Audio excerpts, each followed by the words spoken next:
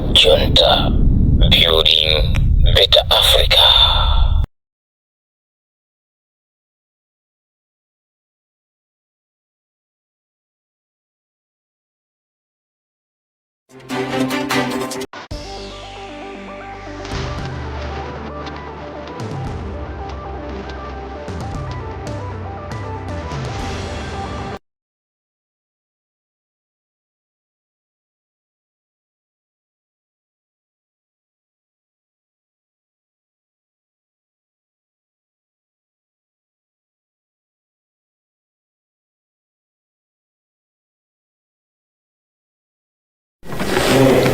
A beautiful morning to our dear viewers wherever you're watching us from on the 6th of January 2025. It's a Tuesday morning and it is a bit chilly outside, and you're welcome to today's program of Press Review right here on Luntha television, where we take you through some of the stories that have been published in our newspapers. As usual, we take you through the daily newspaper and the national newspaper, and I'll be taking you through the Daily Times, and my colleague will be taking you through the national newspaper. And my name is Fales Chizon. I'm not alone, I'm with my colleague. My name is Pablo Popa. I just want to Nadopa. Oh, that's a good one. That's right. That's a good one. Why am I rubbing? I think how is New Year going? Because we're still in the New Year time. Okay. But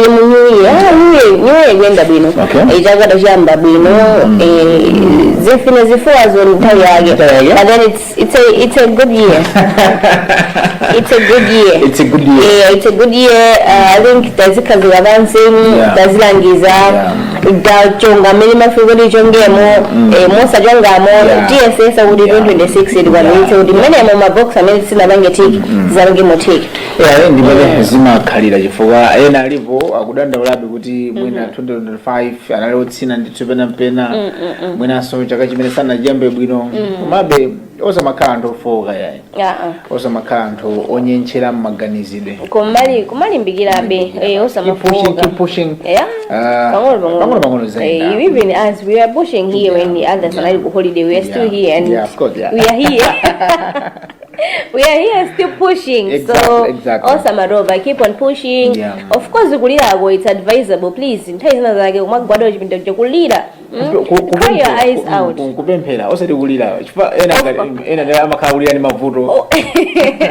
Of course. Kubada basi ndu kupempera komanso kulira kuje kuti kulira kuti ungofuna kulira. Okay, muntu uzaone kuti zikalemetsa moja. Ukalira umabebukidwa. Sori ndichola kuika kuti ulire. Yeah, komanso apart from that, let's share our problems. Let's share. Oh yeah. Kufeti kuenda muzindu zosiyana-siyana. We are meeting different situations. Banja, usiwa, Zambili, relationship amenewa, Zambili zikuenda. So let's share tikakawimuna tapsinjika pena bage. I think that will help. Kuti lewe mchililomene anthu ambiri akudzimangirira anthu ambiri akumagwetsa ndithu moyo kudzera ndithu munjira zosiyana-siyana. Ngakhale mavuto kuntchito kumene mavuto amakhala apo tinamva kwa anthu ena ngapo kuti aya dzipha ifa yankhaniza kuntchito and stuff ndi tiyeni tizigawana konda anzathu komanso more especially tikhale better friends kuti anzathu wasimanga open up to us chifukwa anthu amapezera kukaninga kumasuka kukamba mavuto awo chifukwa chokuti zoti akangondonjezera. Tiyambe program yathu ya press review ndi nkhani imene ili nkamwanga pali ponse. Akuti APM cracks his cabinet, scraps Minister of State, splits one portfolio, reshuffles 4, drafts in 4 deputy ministers. The Daily Times headline ikuti mwanje. Daily Times headline says APM reshuffles cabinet, scraps Ministry of State. Nkhani yake ndimene nkamwakamwana nakale zokuti ndimene anthu akuyankhula pa social media yabeba ndimene mwina partly mu newspaper ya Daily Times kamba zokuti exactly 3 months after taking office, President Peter Mutharika yesterday announced a cabinet reshuffle barely weeks after completing his initial appointments in late October last year. The changes, which include the appointment of 4 deputy ministers, 4 deputy ministers have expanded the size of the cabinet from 24 to 28. Then in kind many two and how come by income Kamazoguti and so great what Zugolino or Bangarishafo cabinet yage. One billion many going Gazoguti or Bangarishafo. Ajota nduna ya dziko unduna wa zamdziko ndi umene ukuoneka kuti pa mndandanda palibepo zimene tukamba kuti andithu Mutharika removes Minister of State and pa unduna umenewo pana ndithu olemekezeka MP Alfred Gangata amene ndithu yayi pakatali pano malingana ndi new list ya cabinet iwo ndithu ake ku natural resources. You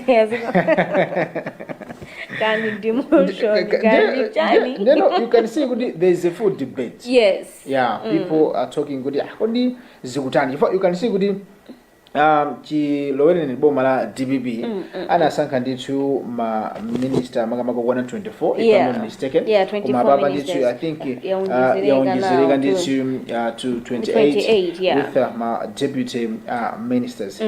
Mwina amalayo nkwauza zotani fande kuti okay only 3 months through malipoti fati naona kuti kumatumizira malipoti ona kuti andithu every time minister I think president Ambili zabe the mene amachitira malemu ngwazi bingu if already bingu amapanga demand ndi two ma reports minister ministry ineli wose mene minister gwira ntchito pa ground amafuna ma report ajazifika zikuna zokuda kugwira bwanji ntchito so I think that's the same criteria mene DPP ikuona ngumaso ndikumazumira makamaka APM anafotokoza mene amalowa kuti iwowa abwera kuti change jemene yafunika ichitike and anafotokoza moveka bwino kuti awo akakuti yakuyangana mu unduna ndikumaona zoti kodi unduna ukuyenda bwanji ntchito yake ikuyenda bwanji ngati ndiye kuti sizikuyenda bwino kuzilika ndithu wina anizoti azichotsa azimuchotsa abapasana chotse anazoti ngati akuna zoti ntchito sikuyenda bwino ngati amusankha kuti akhale minister koma akuna zoti ntchito sakugwira pa ground azimuchotsa koma no this time around sanachotse munthu koma no angosintha pena ndi pena Ajab Muhango aweka ndithu ku Minister of Transport zamtengatenga amene ndithu akaupa amene anali kumeneku awapitisanso ndithu unduna wina malingana ndithu ndi Mutharika taonanso ndithu new faces tukamba ndithu ma deputy ministers taona makamaka amene ndithu ndi Athoko Tembo Mpinganjira achilambula komanso Aediga Tembo. These are some of the new faces mu cabinet yawo ndithu imene tukamba kuti ndithu it's APM reshuffles 4 draft in 4 deputy ministers. I think this time around and talk ndizo pasa mafuso kuli 3 months awembekeza umuntu abange perform awonetse zokuti yeye akwanitsa so I think mina based on my reports amene alisinangana zoti mina pena bage aliphera kapena pena bage akwanitsa koma nozitengera zoti paja munthu wankulu amaona chimene mwana saona koma amalawi alifunso limene mwina mukhoza kuwamasula kuti nchifukwa chani unduna wa Minister of State auchotsa nkutheka mwina anaona zokuti unduna umenewu panopa sukufunikira kwenikweni ku dziko lino nkutheka kuti sukufunikira kwenikweni ku dziko lino mpake unduna umenewu auchotsa kaye komanso mwina aona zokuti undunawo mwina unali mwina pamwamba kwambiri kwa manduna ena mwina zimene apangisa zokuti mwina maunduna ena azikhala ngati zokuti sali independent kwenikweni komano afunika zoti munthu naika zipanga oversee komano nditonera zokuti tingoyika zokuti undunawo ngati dziko la Malawi panopa situfunika nduna ya dziko tinene kuti unduna mwina amapanga oversee all the ministers kamene titeno uchifo nduna Minister of State ngati unduna wa dziko definitely wadzandziko amalowa pena paliponse ku Minister of Health amakafika kwina kuli konse sanali ndi mbali anamukhaza kuti iye kwina kuli konse kumene afuna apite umene kuchaka akapereke maoda zake apite uku akaone kuti uku apa mwamika ndani amene asunthe bwanji pakhale chonchi mwachonchi ndiye mwina ona zoti unduna umene mwina nkutheka ngati dziko sitinafike kuti likhale ndi unduna ngati umenewu komanso mwina nkutheka zotana zoti mwina munduna ena ndi ena mwina amapangidwa mwina overpower ndinena kuti mwina amapangidwa overpower ndi unduna umenewu mpake auchotsa kuti I think for now unduna umenewu uchoke mwina akamazipanga so reshuffle cabinet kutsogolo kufana sindikhupe kuti akakhala kuyamba ndi kumaliza reshuffle izikhala ikubwerabwera kumachitika-chitikabe mwina adzaubwenzeretsa kutheka azatengera zoti iwo aona motani koma amene aonera pano aprofesa alazoti unduna umene wa minister of state ngati dziko la Malawi panopa uchoke kaye koma mwina ndi mmene reshuffle yakhalikiramo tinene kuti kulibata koma chifukwa taona ndithu mbuyomu makamaka Gangata so anakhudzira ndithu mbuyomu kudzera mu kampani yawo ya Master Security amene kampani jadolera msonkho ya ndithu MRA atine kuti ayimitsa kwapatsa so contract apanso taona Minister of State akuthetsa minister umenewo kwapatsa Minister of Natural Resources tinene kuti mwina kulibata kapena ndi mmene zikukhalikiramo frondika maunga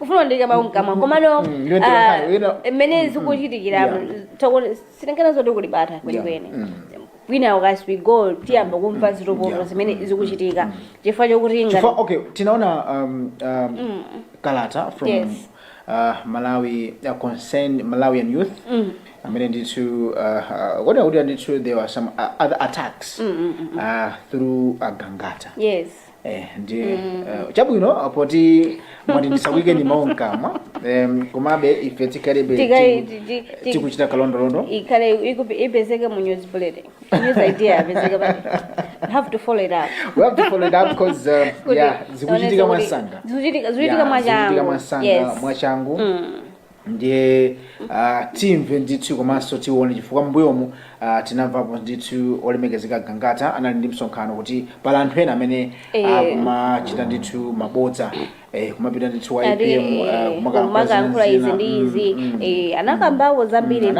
kumene kuje kunali kuwangona kuti ayi kulenda keso atisakuyenera azitumizira anthu kutheka kalata imene inapangaso inakhudza kumene kuti ayi sono zamatumizana adzukuluzi si zabwino kwenikweni and IPM anali nakalezo kuti if ukuona zoti kukula mapiko azichola mapiko azichola kuti I think ufuna udziuluka kwambiri tazingochita moyenda popasi pomwepa so as nthawi ikupita tionanso zokuti kodi APM akamafuna kusintha kwinako kutengera ndi imene anduna azagwirira ntchito asinthe motani chabwino ife ndithu kwa ife nkukuzani chilungamo Malawi mmene dziko la Malawi likuyendera ndithu kamba kuti ife tili pano kufotokoza chilungamo chokha malinga ndi nkhani zimene zikuchitika ndithu mdziko muno mwina tipita ndithu nkhani yathu yotsatira pamene tikamba kuti ndithu tikungonapo nkhani zokhudza ndithu flood survivor struggle nkota death toll at 10 taona kuti last week kuna ndithu mvumbi wa mvula misewu kuonongeka manyumba ndithu kokoloka anthu utaya moyo even unkhotakotako anthu ambiri ndithu yayi afa okwana ndithu 10 mwina titani pamene sotaona ndithu makamaka nthambi yona za nyengo nawonso atutsaso ndithu press statement kuti mvula zikuoneka kuti from tomorrow or even today ikhozanso kuchapika kwambiri m'madera osiyanasiyana mwina titani ndi mmene ndithu nyengo ikuyendera pamene tili mu nthawi ya mvula monga nyengo amakhala kunena nthawi zonse kuti tizitenga caution ngati nthawi zonse tizikhala anthu achidwi kumaona kuti mene zinthu mene zikukhalira koma sifanawo chimene tingachite ndikungoyesesa kuti kodi azanyengwa nazoti mvula igwa kwambiri mbali yake iti komanso zinthu zikaonezamba kuchitika zichitochito mawanza ambiri aja kubwera tiyeni titengeni ma safety measures amene tingapange komanso I think zonse zithu mapereka ngati tikutsatira bwino malamulo chifukwa choti ngati amzinda wina uliwonse kapena dera lina lilonse makhala ndi malamulo kuti ayi malo ena ake awasimufuni kuti anthu mukhaleko achokani kuno pitani kumtunda chokani malo awa apa musamangepo apa pangokhala mitengo mapezeka kuti potwa kumwefe anthu fe akadula mitengo ija ndi ukamanga kumene kuja ndimakakhala ukamanga settlement zimene sizili zinthu zoyenerera malo amene silikuyenera kuti anthu tikhale silikuyenera kukhala kumeneko chifukwa zinthu izizi zimabwera zimapezoti zatifikira chifukwa chokuti mwina tasokoneza pena pake so ngati tasokoneza pena pake kuchitchingira chilengedwe chija chimazabwera kumuzati yankhula ife anthu in another way we can see kuti mwina panali malo ena oti mwina naturally anali mwina okwera kapena anali ndi space anali ndi drainage oti madzi azidusa koma anthu ena ake akapeza kuti ma drainage amene akaphwasula iwo apangapo zinthu zawo imene apeza kuti madzi aja akabwera ndoti masota akusowa kulowera. So in so doing mwina mmasire mwathu munso tiyeni tikonze drainage system yathu tikaone kuti kodi kupangika motani mmenemu madzi akukapasa njira kuti madzi azikwanitsa kudusa mwina ndi mwina. Chabwino program yake ndithu ndi imene ya press review kuchokera kanema ndithu wa Luntha ndi Fales Chizombe komanso ine langa dzina ndi Patrick Pupa. Yeah. Before you come to the Daily Times, palinkani yofunikira apa. Akuti minister says fish fertilizer to reach farmers mid-January. Akuti Minister of Finance, Economic Planning and Decentralization, Joseph Mwanamveka, says farm input samples the program beneficiaries farmers will redeem their fertilizer by mid this month. The minister, who is also governing Democratic Progressive Party Vice President responsible for the South, said this is on Saturday during a rally at Meleme Primary School in Traditional Authority General in Palombe district. Mwanamveka said he is confident about this because as the Minister of Finance, let's take a look on mwina nkani ya fertilizer. Ambili pano chimanka chitamera, ambili pano banditu musa ukhalira madi magimu. Fertilizer ambili adendera kuti kulibe. Fertilizer background palibe and mwina ina amene yakupeza kuti anapanga zoti ndotsika mtengoja. Ina akuti kuti akumaonjezeranso kafi kuti akwanitse kupanga purchase. For instance, uyu wa fisi banana zokuti aziperekedwa anaiga ka amount kuti ka 10,000 mwabezola akonjezera pa 25,000 akonjezera 20,000 pamamba de and menana zoti apezeka mwina mid January ekhaza kuti chimanga china chapita ndi kuti alimi ndi kuti ngati kukolola kuja kuna kuti akolole zochuluka ndi kuti kukhaza kuti kwasokonekera. So I think zinthu ngati zizi mwina moving forward zizichitika before farming season isanayambike chifukwa kuti zinthu zimene zimafunika kuti ngati mulimi pofika mid January mafunika kuti wathira kale chimanga ndi kuti chikupita oberekesa obulisa zonse zachitika kale waina panopa ndikuti amakupandira yes so achedwetsa ino mid January mzakha mutha fertilizer mwadzala liti tadzala December pano chimanga chanu chikuoneka bwa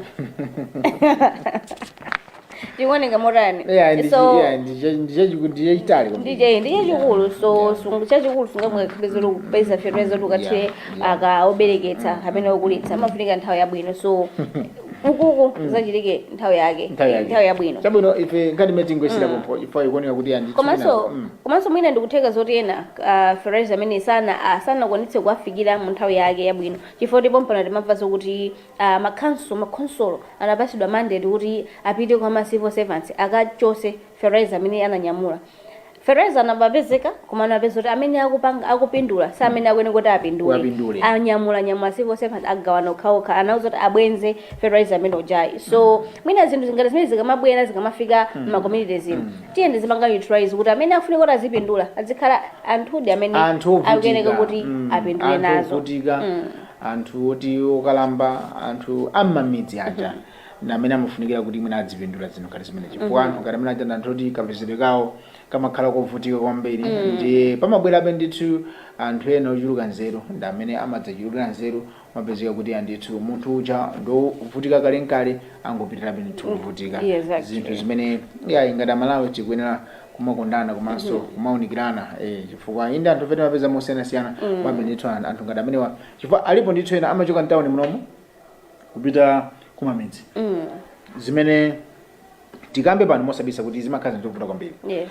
chimakhaji psinjo kwa anthu ena achi chifukwa iwaja makhalibe mtengo ogwira ndi angatani ali ndi kakoponi ali ndi chani agulitsa alibe mtengo ogwira zimachitika zimachitika mwankha modandaula ayi pepani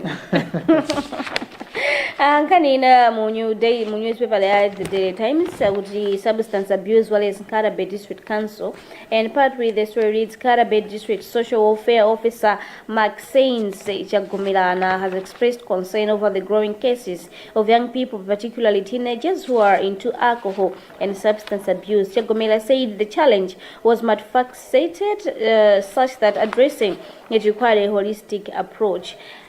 Kunkarabe adandaula kuti kumeneko maga ana ang'ono ma teenagers achita nawo tumowa substance abuse ndithu akuchitika kumeneko ndakudandala kuti kodi ndikupanga bwanji kuti mwina ntchito menewo uchepe sikunkhalabe kokhanso mwina ndikozoti ndi madera ambiri kati kuti the whole Malawi zikuoneka ngati kuti ndi fashion and stuff komano sizinthu zabwino I think izi zikukhudza kwambiri anyamata chifukwa anyamata ndimene akonda ndithu kumagwiritsa ntchito makolosomwenza ubongo masukulu menemu even mageto osiyanasiyana madaba kuti kamwana kakang'ono zimene kakupanga zosamvetsetseka kwenikweni ndi chimene chingofunika ndithu tinaonanso mpingo wa Katolika wanenetsa kuti ndithu makamaka apempha makolo kuti akuyenera kumalera bwino ana chifukwa ana ngati sakuleredwa bwino khalidwe lake ndi limeneli komanso okay pena sizinangogera makolo okha koma ndi makolo of course ndi makolo makolo amulera mwana iwo sabengeza kuti yeti umathapezo kuti kholo lija likulangiza mwana bwino komano ana ena mankhazi kuti akakhala pa nyumba ana abwino kwa basi koma akapita kumbali zochitika zawo nkumadabwana wonse kuti kodi izi zochokera pati so pajapoti mwana salera kholo singalelekha mwana amaledwa ndi mudzi mudzi wonse pena kukhazata kuona zoti anasapanga zinthu zolongosoka it's up to you nawenso kakwapula kamwana kakapeza kamwana ka zaka 10 kanyamula fodya akakusuta iwe sungakakwapule ukapanga discipline ine nani Zokhudzana okay ndizovuta kwambiri because anthu ena amati mudzazona matero mudzazona no mukazakhala ndi wanu okay mwana ndilibe komano there's a time anena kuti ana ena amakwapulidwa komano kodi mwana angasinthe ndi kummenya okay so even the Bible says kuti ngati mwanayo wamuyankhula ndi mawu cause mwana amayankhula ndi mawu so mangofikira kuti ngati chikwapu ndikukwapula you can agree with me so mami mangofika kuti kwapula that time amakhazi oti adizuzula Patrick usadye ndiwo Patrick usamadye ndiwo mumpoto Patrick akuza masiku atatu ungodyabe ndiwozo the fourth day amazoti mami akwiya pamene amanyamula kandi sapato kandi katsatsa katsache nikukwapula mmende kuti iwe usazamadye ndiwo usazambileso so amazika zoti mawu achitika amuuza mwanoja usapangije kuti chakuti koma mwana safanga comply so ma methods eno kuti mwampanga mwana kuti kumangwankhula ndi mawu pena sizigwira tenga tsatsa liziyendapo ada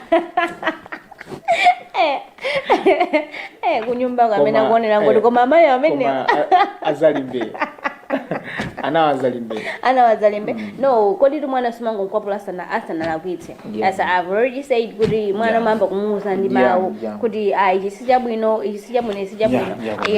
so as maufulu enaso amene tinawo namenenso akusokoneza kwambiri yes okay chabono still on the same akuti don't blame betting but nikha ndithu imene ikutenganso makamaka yasizanso ndithu kwambiri mu the nation ndikhani ndithu yokhudza nkhani za njuga zimene zikuoneka kuti ndithu amana ambiri ena akutaya miyoyo yawo kudzera ndithu mu njuga ena ndithu zikuwathekera kudzera ndithu mmenemu komano tinaonanso mpingo ndithu wa Katolika kuti nawonso ukumadana kwambiri ndi za njuga zimene anthu ambiri mamaka ataya ndithu miyoyo yawo kudzera ndithu mu njira ngati zimenezi mwina titani kuti tipite kitsoifa anyamata ambiri namenenso ndithu akuchita nkhalidwe ngati umenewo panopa akuitenga ngati ntchito zinthu zimene zovuta kwambiri I think it's high time kuti tiphunzitsana zokuti drama there is no fast way yopangira ndalama chifukwa kuti anthu ambiri kujuga amapita ukapanga ifo yokuti amaona zoni ndi njira yokhayo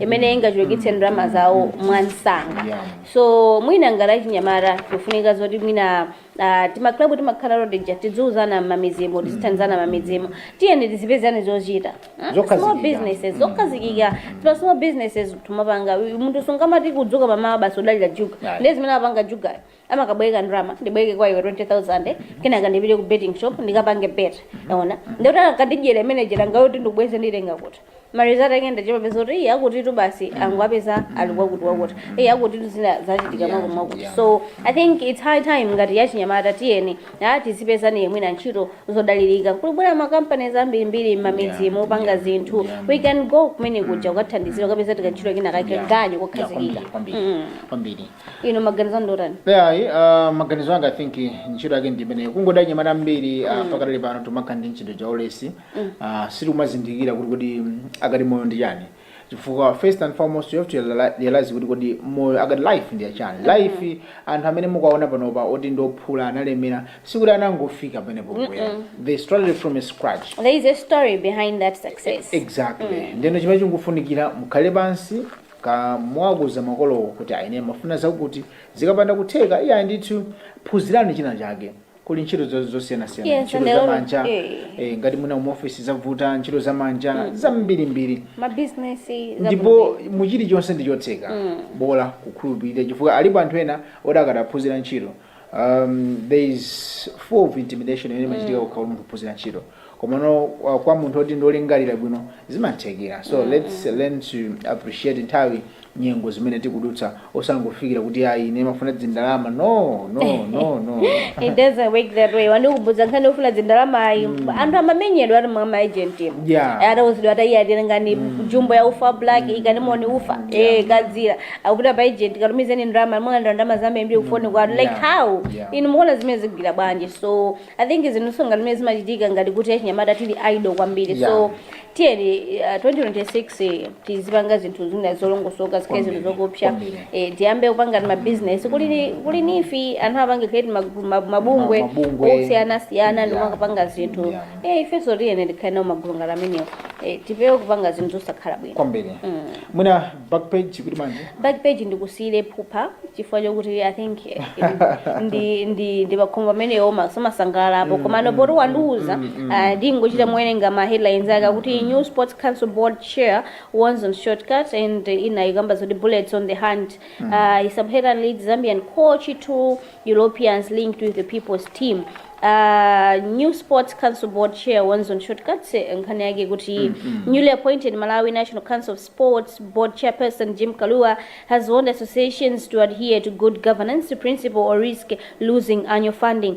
Kalua was speaking at Bingu National Stadium in Lilongwe during the annual general meeting for the Mitopa volleyball team. I do not like shortcuts because they cut you short. During my tenure, I will ensure all associations adhere to good governance principles such as holding annual general meetings on time and providing audited accounts. Chabwino ndimene nditwana yankulira ngambali yanu kuna libeng no shortcuts that's the good thing okay ndikhana bwino kwambiri because ku mthambi za masolo siyana ena mangofuna madulira they I think panopa ndithu according to board chair of Malawi National Council of Sports ndithu ndi Mr. Jim Kalua ngamene amafotokoza zambiri kuti andithu iwo sakufunitsitsa kuti mashoti karadzikitika pakuonera pachitsadwa ndondomeko zokhazikika mwina mu ma sports discipline siyana Zambili and there was also another story with bullets still on the hand the bullets on the hand yes tikhalidi kumva Zambili kuchoka ku team ya bullets kutengeranso kuti this is 2026 ndipo team imene ikuona ndi tikhalidi ndi mphunzitsi okhazikika kutsatira kuyotsa ntchito Peter Mponda and we are still waiting from bullets officials kuti kodi asankha ndani pamene pakale pano ndithu interim coach ndi Gilbert Chirwa ndithu one kuti kodi mwina zikhali zikwenda motani kuti imene ya FCB Nyasa Big Bullets I think target they are targeting this guy Kaunda Zambian Zambian nada mwina malaika alipilana dipeze wina tinapangako so ku frames kuti malaika alipilana dipeze mzungu koma wanu. Zambili. Yes. I think ilimalizire pompo. Timalizire pompa chizipira ina bwere tikamwiko na fenso kana tetandevo. Tone kozina Zambili zochirika Zambili zochirika. Upita. Pamene posa ndiye vansize wa program atu ya press review kumbukani zote timangoona kozina mwankhani zimene zalembedwa ndi ma newspaper atu amdziko muno. Muthananso kupeza newspaper yanu kamtengo wa 4000 kwacha imene ili ya Daily Times komanso ya Nation mutakuigula pa mtengo wa 3000 kwacha. Yakwera iyi. Yakwera. Pompano zikhala zili same. Sizisiyana zikantengo umodzi. Program yetu lero mnandi nayo Falesi zimekumaso mzanga. Patrick Pupa. Mothanisa naso ndi mzathu Gerard Kasonga amene anali pamagina tithokoze kunali pamenepo kona nawo program ine ya press review kufikira tsiku lina makoma nonse. Club Junta, building better Africa.